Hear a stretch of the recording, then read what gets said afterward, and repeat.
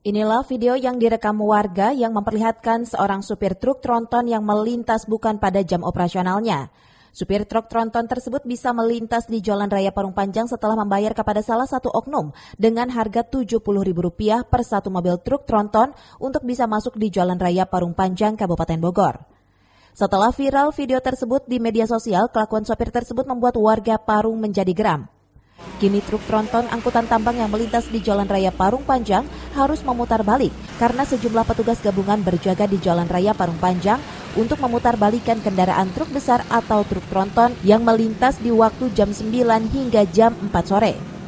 Sementara itu, Kepala Bidang Sumda Bappedalit Bank Kabupaten Bogor Rahmi Karmelia mengatakan, peraturan Bupati terkait jam operasional harus lebih disosialisasikan kembali kepada supir truk maupun pengurus transporter agar jam operasional kembali diberlakukan. Dirinya juga menginginkan adanya penambahan jumlah personil di lapangan. Pergub ini kan keluarnya tadi di Desember 2021. Oke. Ya, walaupun sudah dilakukan sosialisasi, mungkin masih kurang. Harus diperbanyak sosialisasinya kepada ya baik pengemudi ya maupun nanti aparatur penegak.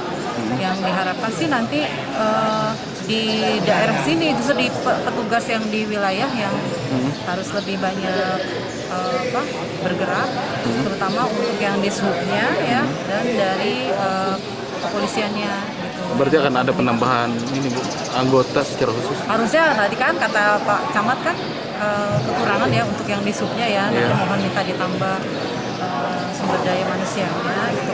Termasuk di tadi di Polres juga hanya ada 2 kalau nggak salah gitu ya.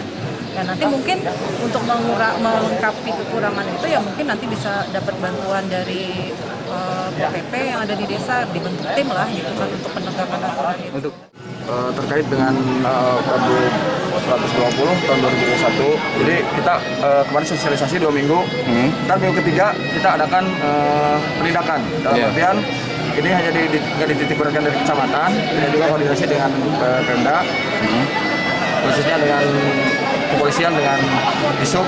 Nah, saya kedepannya gimana caranya harus ada penindakan operasi gabungan. Jadi ini harus ditindaklanjuti, tidak hanya stop di sini hanya memutar balikan kendaraan oleh Satpol PP.